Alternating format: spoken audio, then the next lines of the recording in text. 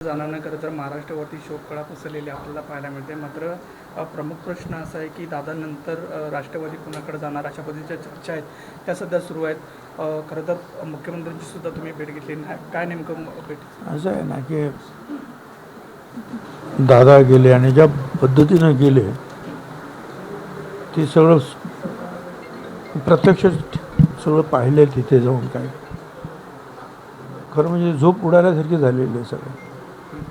पण आता असं आहे ना की शेवटी आपण शो मस्ट गो ऑन, तर असं आता कोणाकडे तरी ही सगळी जबाबदारी देऊन काय ते चालवायला तर पाहिजे.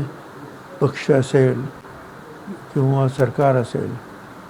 तर उद्या मला वाटतं की जे विधानमंडळाचे जे सदस्य आहेत आमचे MLA MLC सगळं त्यांची मीटिंग बोलवलेली आहे आणि त्याच्यामध्ये CLP लीडर ज्याला आपण म्हणतो म्हणजे विधान मंडळ आपल्या पक्षाचे प्रमुख जे पद अजितदादाकडे होतं ते देण्याच्या संदर्भात निर्णय होईल. हे काय लोकांच्या बऱ्याचशा सूचना मागण्या आणि ते रास्त आहेत. मला वाटतं की सुनेत्राताई जे आहेत त्यांच्याकडे ते पद आपण द्यावं अशा अनेक लोकांचं जे आम्ही TV सुद्धा ऐकतो आहे आणि ते काही चूक आहे असं मला वाटत नाही आणि ते करायला पाहिजे. पण ती शेवटी जो आहे निर्णय हा CLPमध्ये होईल. मात्र वेगवेगळ्या ज्या बैठका होत्या 14 बैठका ज्या झालेल्या होत्या दोन्ही राष्ट्रवादी एकत्र येण्यासंदर्भात अशा त्या संदर्भात मला काही जास्त काही कल्पना नाही. आता सध्या जे आहे ही जी राष्ट्रवादी जी आहे अजित पवार त्याच्यामधल्या ज्या काही जे काही कामं आहेत त्याच्यावर लक्ष आपण देतो आहोत काय.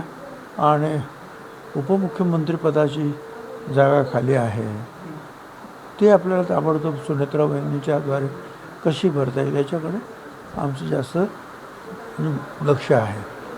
बाकीचं मग पुढं बघतो ते काय आता लोक जसं ठरवतील पक्ष त्याप्रमाणे होईल. उद्या सर या संदर्भात शेवट म्हणजे मीटिंग असेल पूर्ण. उद्याची मीटिंग ही CLPची मीटिंग आहे. CLPचा नेता ठरवण्याची म्हणजे जे अजित पवार आपण म्हणतो त्याला विधिमंडळ पक्ष प्रमुख CLP लीडर तेवढी मीटिंग आहे उद्या.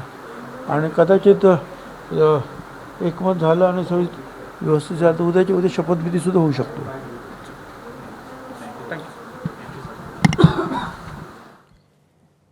विधिमंडळ पक्षनेता ठरवण्यासाठी उद्या बैठक होणार असल्याची माहिती छगन भुजबळ यांनी दिलेली आहे. निर्णय झाल्यास उद्या शपथविधी होण्याची शक्यता आहे असं देखील भुजबळ म्हणालेले आहेत. त्यामुळे आता काय नेमक्या राष्ट्रवादीबाबत घडामोडी घडतात हे पाहणं महत्त्वाचं असणार आहे. उपमुख्यमंत्री पदासाठी सर्वांकडून सुनेत्रा पवारांच्या नावाची मागणी होत असल्याचं देखील छगन भुजबळ यांनी म्हटलेलं आहे. ABP माझा, उघडा डोळे बघा नीट.